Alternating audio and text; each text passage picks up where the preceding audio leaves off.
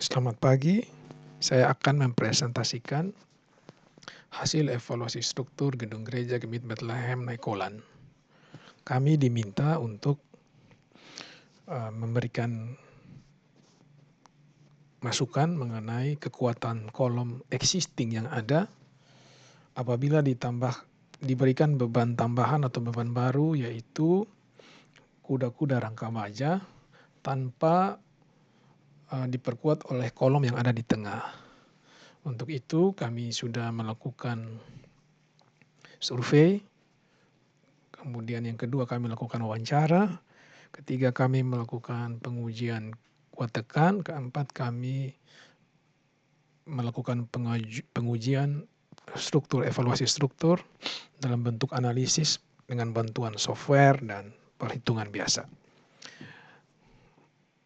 Nah, untuk dua hal yang kami lakukan itu dua hal pertama yang kami lakukan, yaitu wawancara dan survei, itu terinclude dalam dua pengujian yang kami lakukan.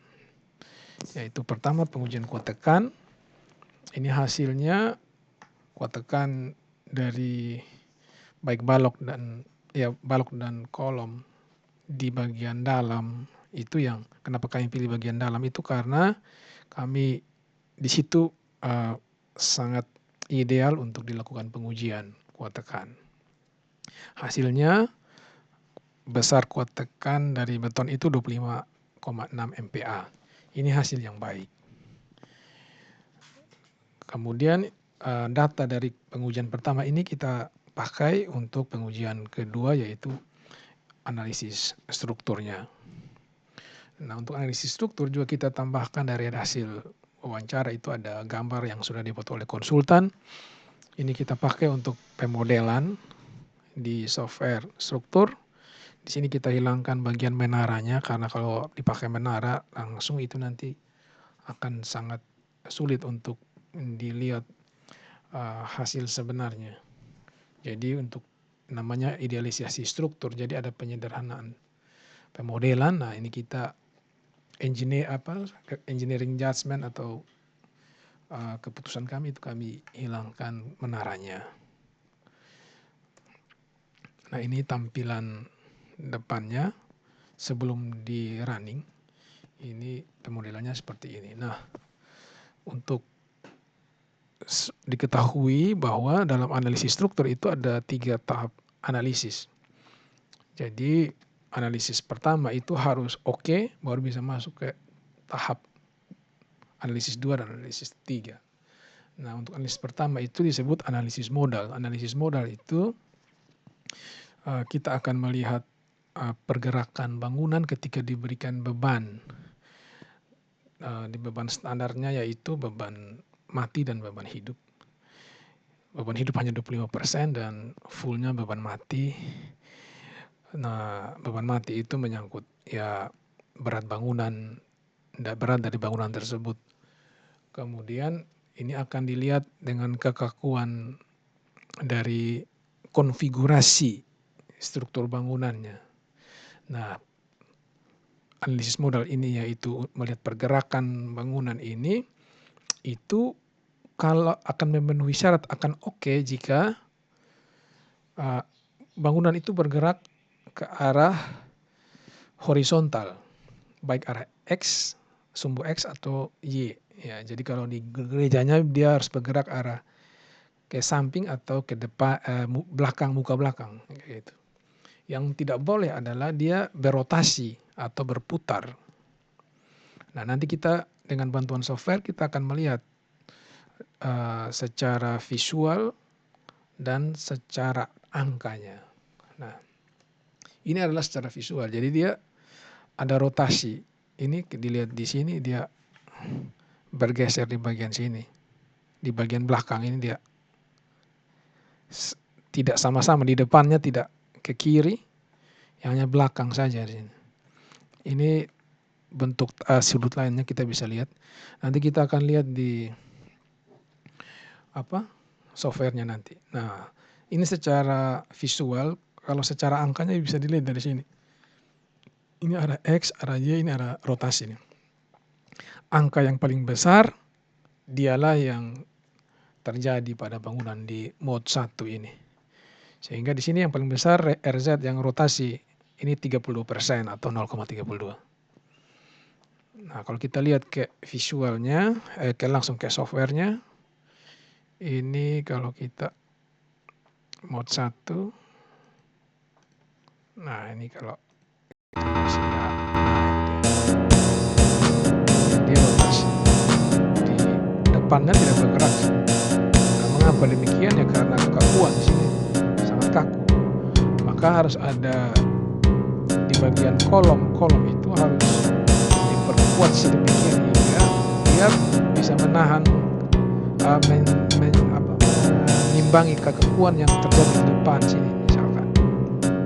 Dan ada banyak solusi yang bisa dicoba. Nah, ini secara visualnya kita sudah bisa lihat. Nah, kita kembali ke PPT. Jadi secara analisis tahap 1-nya bangunannya tidak memenuhi syarat. Ini kalau kita lanjutkan, kita bisa lihat ini kegagalan bangunan kelihatan ini ada kolom di belakang sini. Ya, kita lihat ini bagian yang kurang kaku tadi. Kemudian dampaknya pada balok-balok yang merah-merah ini gagal. Nah, ini di analisis tahap 1. Supaya Bapak Ibu tahu bahwa kalaupun analisis tahap 1 itu oke, belum tentu dia akan lolos di tahap 2 dan tahap 3. Jadi jalannya masih panjang kayak gitu. Nah, ini kalau misalkan kita coba masuk ke dalam melihat ini penyebab dia gagal, ini kenapa gagal, karena apa, beban apa yang membuat dia gagal. Ini kalau ada salah satu balok yang gagal itu penyebabnya di kegagalan geser ini di sini, shear steel. Nah, ini masuk akal karena tulangan yang dipakai sekarang itu dulu ini kan masih tulangan polos untuk tulangan geser. Tulangan geser ini yang tulangan sengkang itu. Dia menahan beban horizontal. Nah, ini kemudian dimensinya pun kecil, ini 15-20. Kalau kita lihat di atas tuh di bagian tengah itu kecil dia punya balok. Jadi wajar dia gagal geser ini. Nah, untuk persyaratan tulangan geser sendiri sekarang sudah harus ulir dan ada dampak. Kalau ulir itu mutunya hampir 2 kali lipat dari tulangan polos. Jadi yang tulangan polos yang tulangan besi 10 itu kan 240 MPa kuat leleh, kuat putus lelehnya itu 240 MPa. Nah, kalau ulir yang sekarang harus dipakai itu FY atau kuat lelehnya itu 400 MPa atau 420 MPa. Jadi memang harus lebih kuat dan ini akhirnya dia gagal. Nah, ini yang balok. Kalau yang kolom, ada kolom yang gagal tadi itu gagalnya di longitudinal. Nah, ini berarti beban yang menyebabkan dia gagal ini beban gravitasi atau ya beratnya dia dari atas ke bawah kayak gitu. Kalau yang geser kan horizontal. Nah, jadi ini kekuatannya sudah sangat kecil. Nah, ini logis juga karena apa? Karena ukuran kolom 30 kali 30 itu peraturan SNI sekarang itu sudah kolom yang paling kecil yang boleh dipakai di secara struktur. Nah, jadi logis kalau dia gagal sini, ini overstress OS ini. Nah, ini pertimbangan yang ada dari wawancara itu kan usia bangunan kurang lebih 30 tahun. Ini 20 tahun lagi sudah masuk selesai umur rencana. Kemudian dari hasil pengujian tadi, syarat analisis modal yang tahap pertama ini tidak terpenuhi. Dan bisa kita lihat dampaknya itu bagaimana. Nah, sehingga dapat disimpulkan kolom existing ini tidak mampu menahan tambahan beban. Jadi yang beban tambahan berupa rangka baja itu dia tidak mampu menahan, sehingga berdampak kemana-mana tuh kolom. Karena kolom ini yang harus lebih kuat. Jadi dalam analisis struktur itu strong, ada filosofinya itu strong column, weak beam. Jadi kolom harus lebih kuat dari balok. Jadi kalau kolom kuat maka itu akan mempengaruhi di struktur yang lain dan istilah strong column weak beam sendiri itu untuk memastikan waktu kegagalan bangunan itu kolom tetap berdiri, balok boleh rusak. Sehingga dengan kesimpulan ini maka ada rekomendasinya analisis lanjutan untuk perkuatan kolom existing, perkuatan kolom. Jadi alternatif dari rekomendasi itu ya kolom lama diperkuat, itu bisa dengan banyak metode, dengan jacketing itu dikasih tulangan.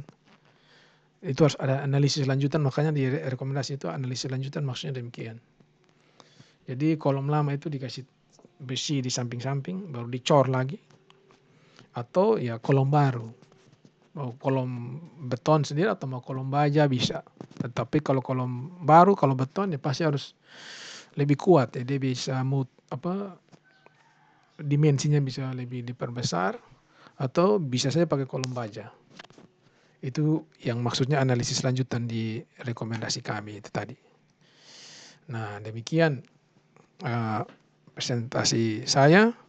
Mohon maaf ini sangat terlambat, dan sekarang juga sebenarnya saya ingin hadir, cuman saya jadi juri di lomba itu LKS SMK, jadi saya tidak bisa hadir untuk memberikan presentasi. Kiranya presentasi ini bisa membantu Bapak Ibu Presbiter untuk mengambil keputusan selanjutnya. Terima kasih.